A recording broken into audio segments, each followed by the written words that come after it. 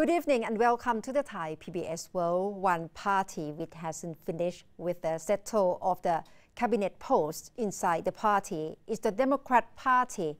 And this afternoon they have a long meeting and still hasn't finished. The Democrat Party's executive committee was scheduled to meet at 2 p.m. this afternoon to discuss who among the party members are qualified for the 8 posts.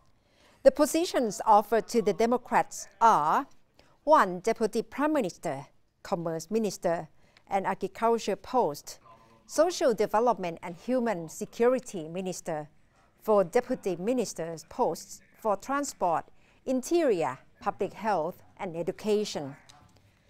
A well-informed party source said that a group of party members who were closely associated with Mr. Suthep Thaugsuban's People's Democratic Reform Committee, which spearheaded the protests against the government of Yingluck Shinawatra, and candidates contesting the party leadership post, want the party list of potential ministers to be reviewed.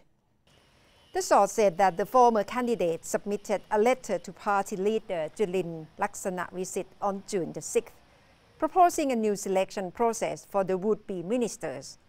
The selection process must take into account the issue of seniority, fairness, priority for constituency MPs, competency, and experience in the administration of the ministries concerned, and gender equality. The source said that the group wanted Mr. Julin to take up only the Deputy Prime Minister's post. A group is also backing Gon Jatikawanit to head the Ministry of Agriculture and agricultural cooperatives, citing the fact that the former finance minister has spent the past 5 years working at the grassroots level to solve the problems of poverty and agricultural produce.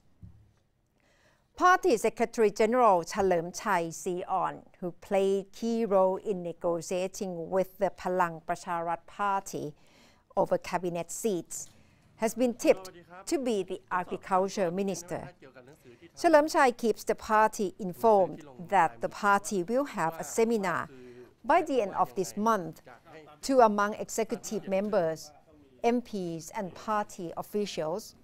The source mentions that MPs who are supportive of Mr. Suthep will probably use the venue to put more pressure on executive members to press for allocation of ministerial posts.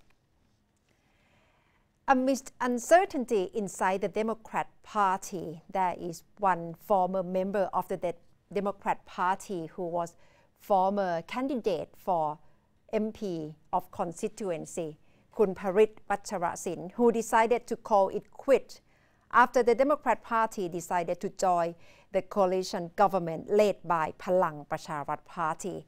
I asked him what is his self-reflection on his future and on the Democrat Party at the moment. I also wanted to explain my decision because a lot of people will say, oh, there's already been an election, there's no more kind of authoritarian regime in place. But I think what I wanted to point out is that true, there is an election, but for an election to be valid within a true democracy, it has to be a free and fair one, which means that all parties must compete on equal footing and an equal starting point.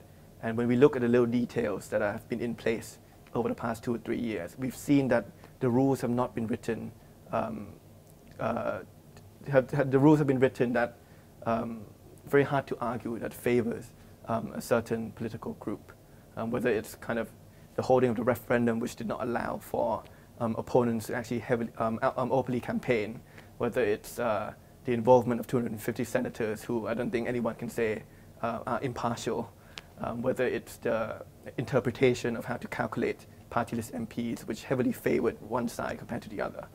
So for me, if a party like Palang Pracharat is not ready to compete on an equal footing with other political parties, I cannot say that they uphold democratic values.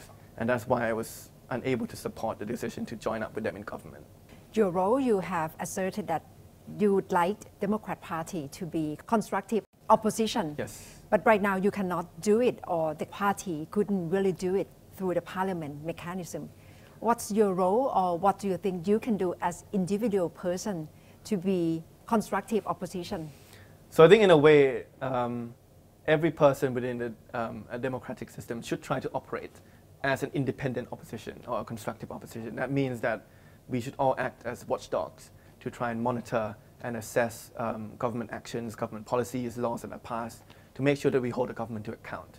We are used to a system over the past 4 or 5 years where there's no opposition in parliament, voicing opposition outside parliament have also been relatively restricted. I think right now is a good place for the people to be, who are undeniably more aware of what's going on in politics nowadays, are much more, I want to say, excited to follow what's happening, to try and continue to assess the performance of not just the government but also their local MPs. So I think for me that's kind of one role that I would like to play, just as a member of the Thai population, to continually try to assess and provide my own view, my own criticism, my own assessment of what the government is doing.